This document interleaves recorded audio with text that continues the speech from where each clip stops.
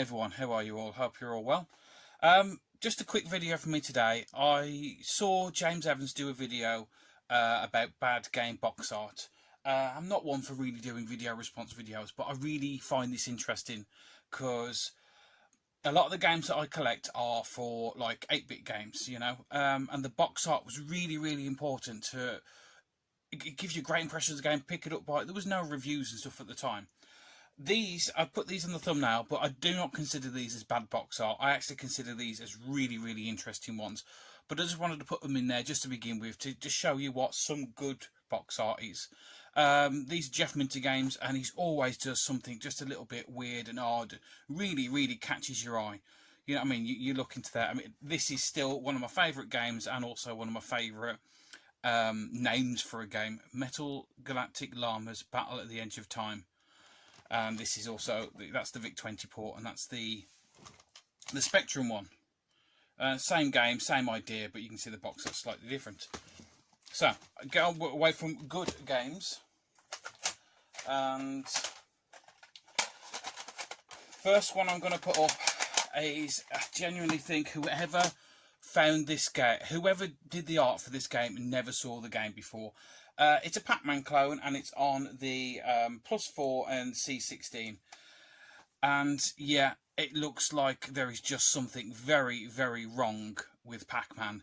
It's like he's got some kind of disease. This is not a very appealing box art. I mean, when did Pac-Man have legs? When was he chasing after little jelly monsters? When did, you know, just absolutely awful. It's like somebody's done it with felt tip pens as well. It's just awful. So yeah, case in point, really bad box art. Let's see if we can put him up there.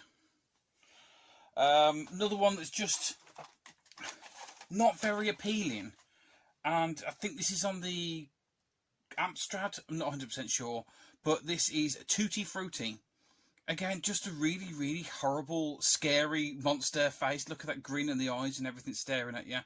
Looking at this ice creams and butterflies and cakes, and just an absolute mess. I actually have not played this game, so I don't know what it's like. I may have to give it a play and see if the game is as bad. Next one is Lancer Lords. And this is a Joust clone. Not a very good Joust clone. But what I find weird about this one is the fact that the knights all look really kind of like serious, but then you've got these horrible sort of like cartoonish big eyelashes, massive Adam's apple, you know, ostriches. They just do not fit together, and it's not a very appealing picture. There are different ports of Joust on the Spectrum, and I think this may be the worst. So yeah, give that one a go. Going on to think games that are just a bit too much. Hang on, let's see if I can actually move these so you can see them.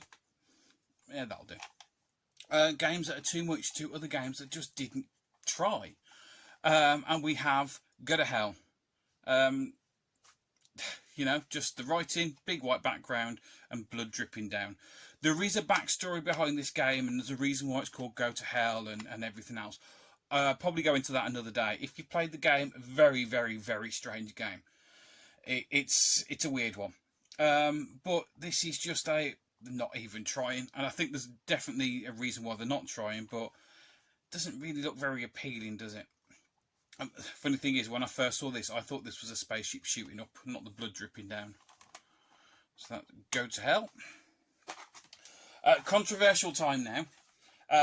Classic game, everyone loves this game, but I have always thought Jet Set Willy, the artwork on the front, has always been really weird. I remember looking at it as a kid going, so that's a guy throwing up in a toilet, beer in his hand, the water's dripping down here, he's been spraying on the walls, and there's a penguin with a drink on a tray wearing a bow tie.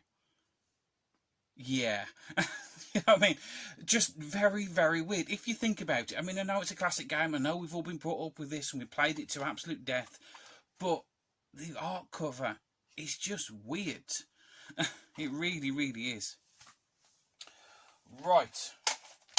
I need to show these ones together, so see, let me make a bit of space here. And Chucky Egg, and it's not these games. These not bad cover art. You know, you can tell that this is Chucky Egg, that's Chucky Egg. You got the foot on both of them. There's a chicken, there's the eggs, there's the wheat or whatever in the background, and he's squashing one of them. That's fine. So Spectrum then did a sequel of Chucky Egg 2, and you can still see it's the same field. There's the eggs. Let's just say the eggs are hatching and they're coming back for revenge. You know what I mean? You can interpret that in quite a lot of different ways. But then Commodore decided to do a sequel, and they went in a completely different direction.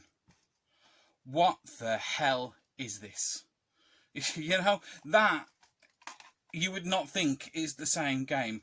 What the hell's going on with his face and the human legs and the horrible spider chasing him? That's the thing out of nightmares, that is. Absolutely awful. Whoever come up with that needs shooting. But Chucky Egg 1 and 2, as different as they are very, very good games.